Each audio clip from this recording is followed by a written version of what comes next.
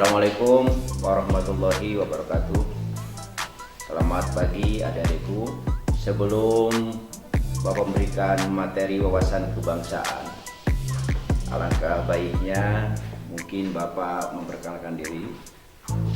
Untuk nama Anasrullah, untuk jabatan saat ini sebagai Dan Posramil, dan kebetulan Posramil ini di bawah kepemimpinan dari Koramil Nyalindung.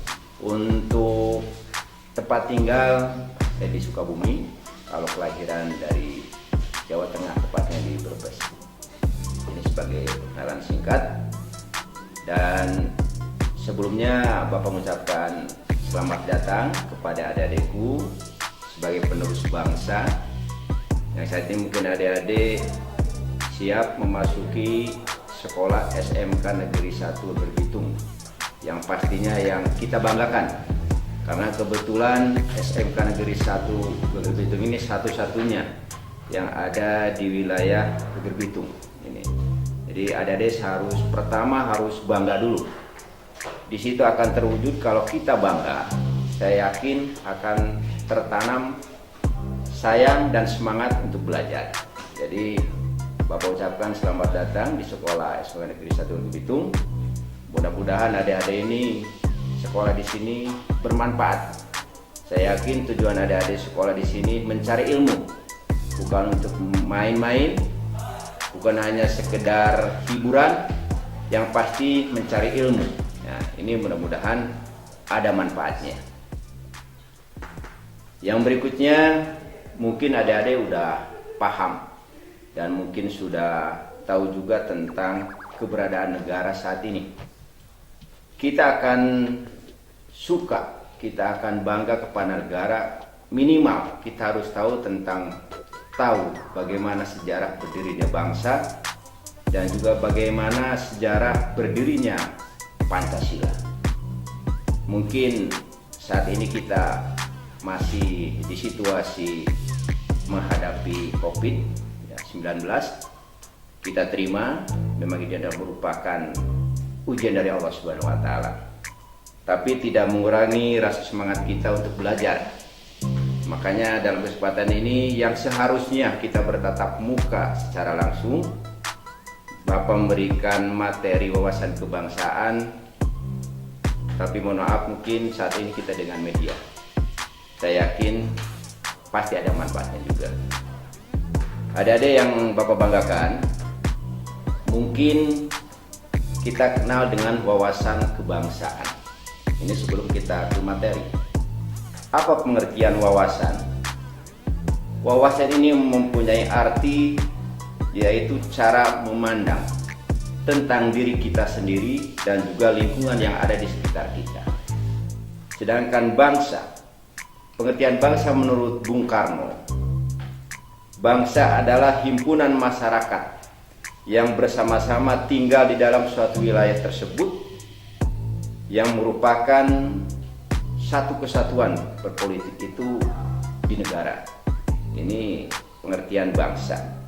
Kalau kita rangkum pengertian wawasan kebangsaan, yaitu cara memandang lingkungan yang di dalamnya ada orang, suku, agama, ras, kebudayaan, kelompok, dan lain-lain, yang saling mempersatukan antara satu dengan yang lain di suatu tempat, yaitu bangsa Indonesia.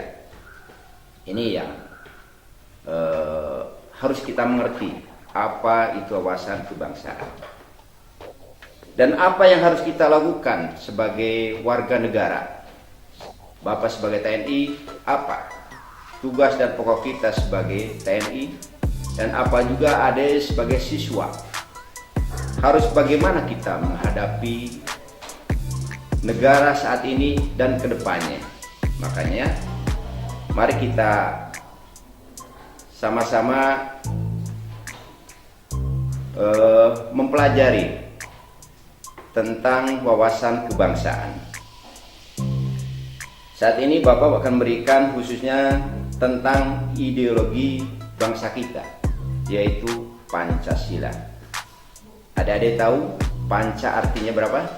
5, Sila berarti ketentuan. Pancasila ini sudah dibentuk oleh orang-orang terdahulu, ya.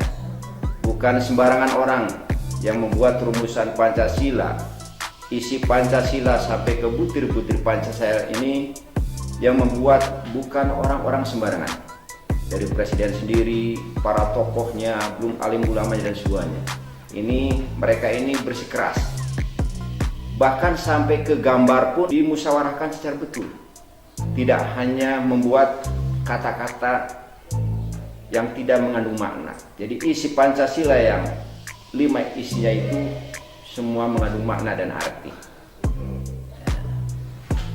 Hakikat Pancasila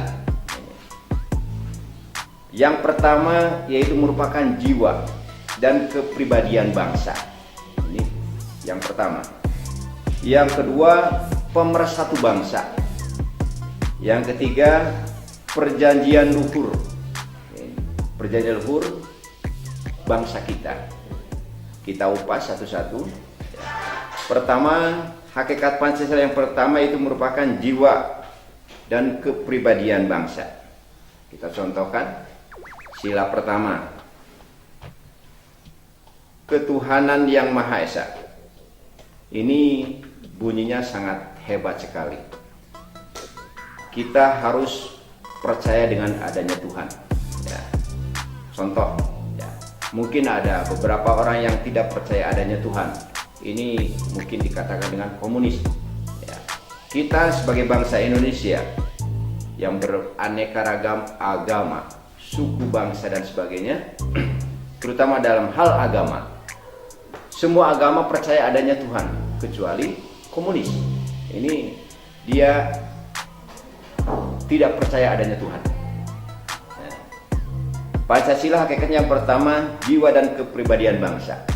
Bangsa Indonesia ini yang begitu majemuk, dari Sabang sampai Merauke, yang begitu banyak, ya, penduduknya yang begitu banyak, ini beraneka ragam, ya. Bahkan pulau pun beribu-ribu pulau. Bahasa pun contoh. Bahasa Sunda juga kita di daerah udah beda-beda. Dari logatnya, dari kata-katanya beda, ya. Bahasa Jawa pun sama, berbeda-beda. Bahasa Medan antar kabupaten, antar kecamatan kadang-kadang berbeda juga. Ini merupakan hebatnya Pancasila, bisa mempersatukan seluruh rakyat Indonesia dari Sabang sampai Merauke. Kenapa demikian? Sampai leluhur kita, pahlawan revolusi, pahlawan kemerdekaan merumuskan Pancasila ini sedemikian konkret dan jelas. Jadi tidak ada yang boleh mengganggu Pancasila dan merubah Pancasila. Ini sudah final. Yang kedua, hakikat Pancasila merupakan pemersatu bangsa. Ya, kita nggak usah banyak berpikir secara luas. Di kita saja, kalau kita mengganggu orang, contoh dalam segi ibadah, ya, pemersatu bangsa ini, di kita ada agama Katolik, agama Kristen, agama Hindu dan sebagainya. Kalau kita tidak didasari dengan isi Pancasila, mungkin bisa saling mengganggu. Inilah hebatnya Pancasila. Ada deh yang Bapak banggakan, ya. Itu merupakan hakikat Pancasila atau isi dari hakikat Pancasila. Yang kedua, kedudukan Pancasila. Ini. Ingat, kedudukan Pancasila. Yang pertama, Pancasila merupakan dasar negara. Ini tidak ada satu negara pun yang sama dengan kita. Semua negara mempunyai dasar. Dan Indonesia dasarnya itu Pancasila. Ini, dan mungkin ada yang tahu sila dari 1 sampai ke 5. Yang pertama, ketuhanan yang Maha Esa, yang dilambangkan dengan gambar bintang. Yang kedua, kemanusiaan yang adil dan beradab. Ini kalau kita jabarkan dari butir-butir isi Pancasila yang kedua, yang digambarkan dengan rantai, ini banyak sekali nilainya. Nanti kita bahas ya dari butir-butir isi Pancasila yang kelima, yang 5 tersebut. Yang ketiga yaitu Persatuan Indonesia yang dilambangkan dengan pohon beringin. Yang keempat, kerakyatan yang dipimpin oleh hikmat kebijaksanaan dalam permusyawaratan perwakilan yang dilambangkan atau digambarkan dengan kepala banteng. Dan yang terakhir, keadilan sosial bagi seluruh rakyat Indonesia yang dilambangkan atau digambarkan dengan padi dan kapas. Adik-adik yang Bapak banggakan, ini isi dari Pancasila. Kita berikutnya, bahwa Pancasila ini berada dalam rumusan pembukaan Undang-Undang Dasar 1945. Tepatnya kalinya yang keempat. Ya, mungkin kalau saya ingat dulu Bapak, ya, Undang-Undang Dasar ini wajib hafal. Ya, bahkan butir-butir Pancasila pun hafal.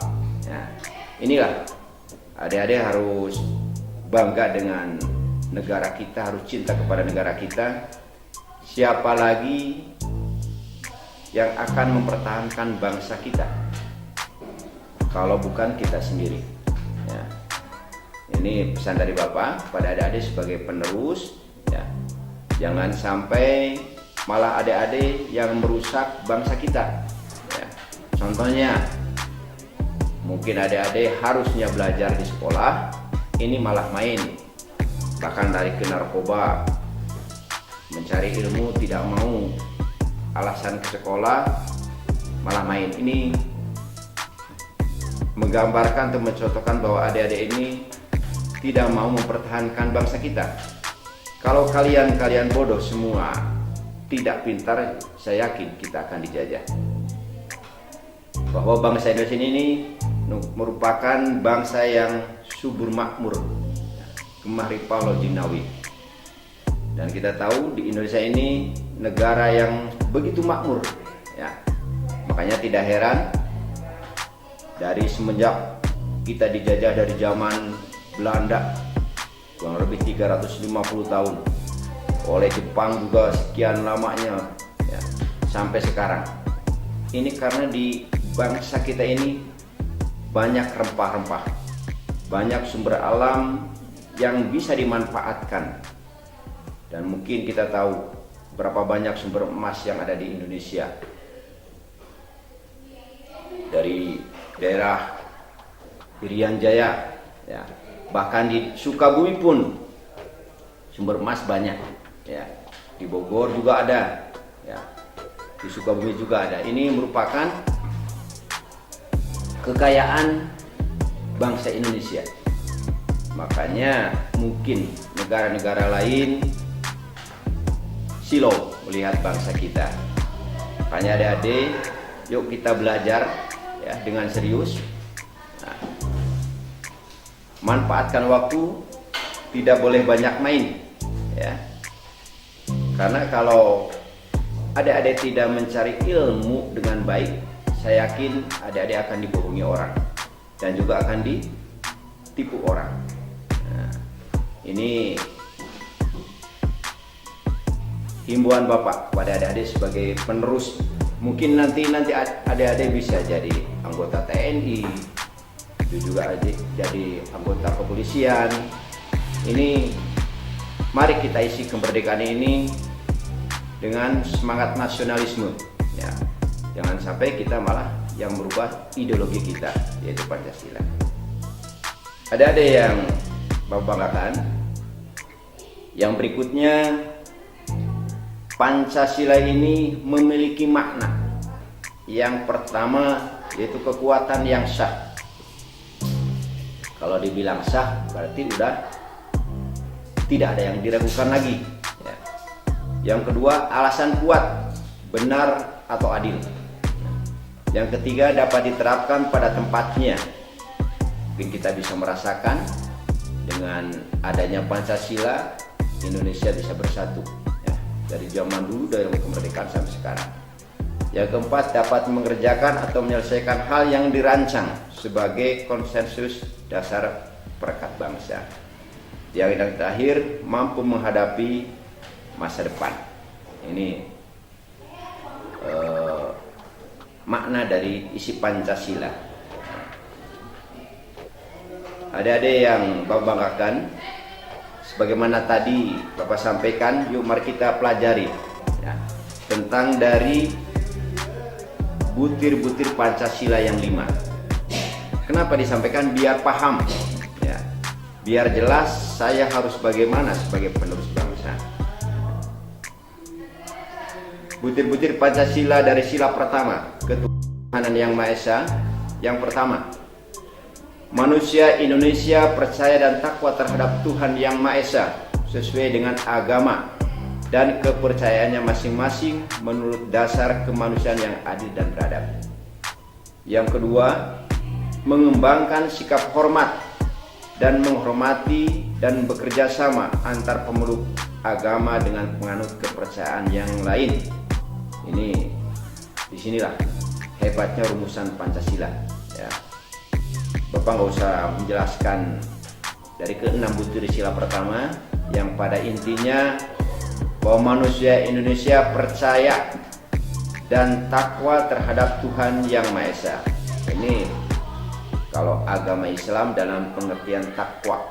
Ini apa definisi takwa? Yaitu menjalankan segala perintah-perintah Allah dan menjauhi apa yang dilarang oleh Allah. Itu artinya takwa. Yang berikutnya, butir-butir Pancasila sila yang kedua, kemanusiaan yang adil dan beradab. Yang pertama, mengakui dan memperlakukan manusia sesuai dengan harkat dan martabatnya sebagai makhluk Tuhan yang Maha Esa. Jadi tidak boleh disamakan dengan hewan. Ini.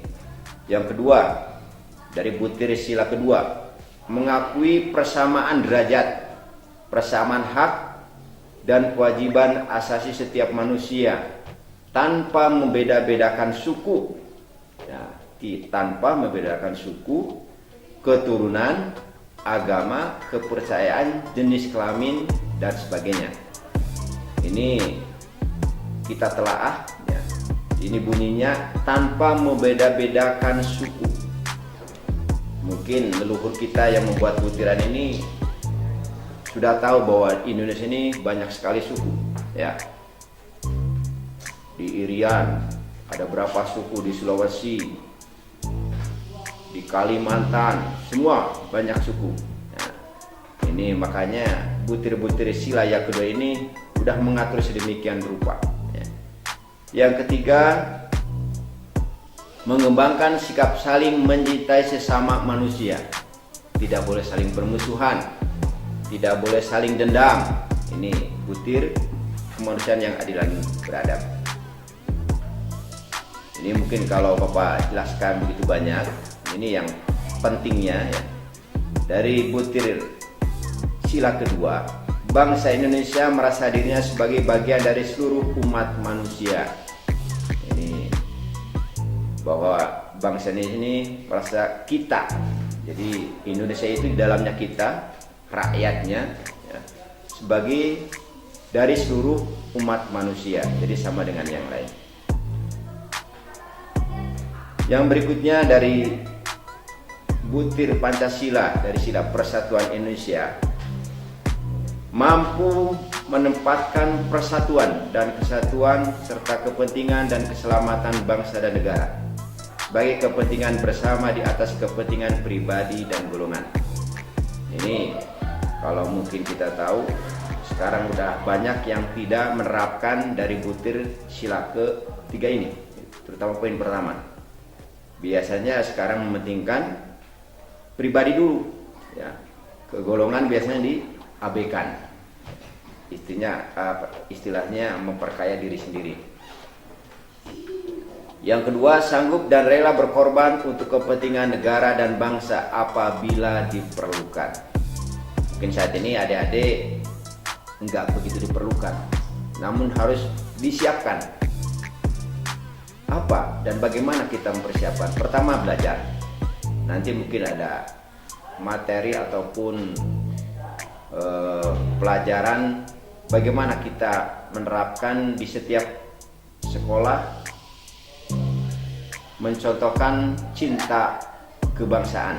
Nanti mungkin kalau adik-adik udah masuk di sekolah di sini udah berjalan, mungkin ada materi contoh kecil ya, ada latihan upacara, itu udah merupakan rasa cinta tanah air dan rasa kebangsaan. Makanya kalau ada pelaksanaan upacara bendera dan juga ada upacara 17 Agustus hari kemerdekaan bangsa kita, adik-adik harus semangat, jangan loyo, karena tanggal tersebut adalah merupakan tanggal yang bersejarah ya, yang menjadikannya bangsa Indonesia merdeka dari penjajahan para penjajah, baik itu Belanda, Jepang dan sebagainya. Ini dari isi butir Pancasila yang ketiga ini ada 7 ya, nggak disampaikan semuanya, yang penting poin-poin terpentingnya. Dan sila yang berikutnya, sila yang keempat, kerakyatan yang dipimpin oleh hikmat kebijaksanaan dalam permusyawaratan perwakilan. Ini yang pertama, isinya, butirnya. Sebagai warga negara dan warga masyarakat, setiap manusia Indonesia mempunyai kedudukan, hak dan kewajiban yang sama. Ini sama tadi dengan di isi butir yang ketiga dari Pancasila tadi. Yang kedua, tidak boleh memaksakan kehendak kepada orang lain. Nah, contoh sekarang ntar lagi mau pemilihan bupati ya. Kalau si A memilih mungkin pilihannya yang lain, kita tidak boleh memaksakan ya. Itu dalam berpolitik. Contoh juga dalam segi ibadah, tidak boleh memaksakan si A harus beralih ke agama yang dia anut, ini tidak boleh. Jadi kehendak orang lain tidak boleh dipaksa. Yang ketiga, mengutamakan musyawarah dalam mengambil keputusan untuk kepentingan bersama. Ini udah banyak dilaksanakan di negara kita, bahkan mungkin di sekolah pun saya yakin kalau ada yang perlu dibahas pasti dimusyawarahkan, kalau ada masalah pasti dimusyawarahkan. Ini untuk mencari mufakat dalam artian untuk kebersamaan. Poin yang keempat, musyawarah untuk mencapai mufakat diliputi semangat kekeluargaan. Yang kelima, menghormati dan menjunjung tinggi setiap keputusan yang dicapai dengan hasil musyawarah. Saya yakin kalau dalam musyawarah ini pasti ada perbedaan pendapat antara si A dengan si B, saya yakin berbeda-beda. Nah, ini apabila diambil suara yang terbanyak, yang tidak sepaham ini harus menerima. Ini artinya demokrasi. Dan yang terakhir ya, sila kelima, keadilan sosial bagi rakyat Indonesia. Dari isinya, pertama, mengembangkan perbuatan yang luhur yang mencerminkan sikap dan suasana kekeluargaan dan kegotong royongan. Ini kalau zaman dulu gotong royong ini sangat hebat ya, sekarang udah mulai luntur. Contohnya dalam pembangunan masjid gotong royong, membuat jembatan gotong royong, membuat jalan, membuat parit, ini gotong royong. Ini ciri khas bangsa kita, bangsa Indonesia. Yang kedua, mengembangkan sikap adil terhadap sesama. Saya yakin kita pun sama, pengen dibuat adil sama siapapun ya. Jadi keadilan yang harus ditanamkan di jiwa kita masing-masing. Apabila ada jadi pemimpin, perilakulah yang adil. Jangan pilih kasih, karena ini dekat dengan kita, ini saudara, sementara dia salah kita bela ini salah. Ya, harus adil ya. Pembagian pun harus adil, tidak boleh pilih kasih dan sebagainya. Ini mungkin banyak sekali poin-poinnya, karena waktunya mungkin tidak cukup juga, sangat terbatas adik-adik ya. Jadi materi saat ini Bapak berikan tentang Pancasila. Ini udah Bapak tadi sampaikan, mohon maaf tidak panjang lebar ya, karena mengingat waktu juga. Dan mudah-mudahan dengan apa yang Bapak sampaikan ini materi wawasan kebangsaan terutama tentang Pancasila ini, adik-adik minimal mengetahui isi Pancasila, mengetahui nilai-nilai Pancasila dan butir-butir Pancasila, dan yang harus saya yakin Bapak harapkan adik-adik bisa melaksanakan dari isi Pancasila tersebut. Nah, ini harapan dan keinginan Bapak ya.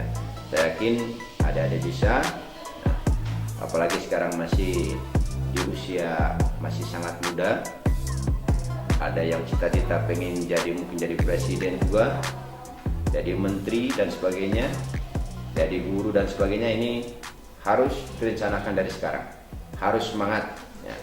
Dan pesan dari Bapak, semangat belajar, cari ilmu sebanyak-banyaknya, manfaatkan waktu untuk mencari ilmu. Saya yakin kalau udah besar kita susah ya, waktunya tidak ada juga, dan daya ingat pun mungkin sangat lemah. Jadi kesempatan saat ini ada deh untuk belajar. Itu aja mungkin materi yang Bapak dapat sampaikan saat ini. Mudah-mudahan bermanfaat, dan mohon maaf apabila ada kekurangan, ada kesalahan, dan mungkin kalau toh ada yang belum jelas, ada yang perlu dipertanyakan, silakan ya. Mau ke kantor, mungkin lewat media, WA dan sebagainya, silahkan. Dan kalau teman adik-adik perlu bantuan dari kami dari TNI, kami open terbuka untuk adik-adik. Terima kasih, selamat belajar dan tetap semangat. Assalamualaikum warahmatullahi wabarakatuh.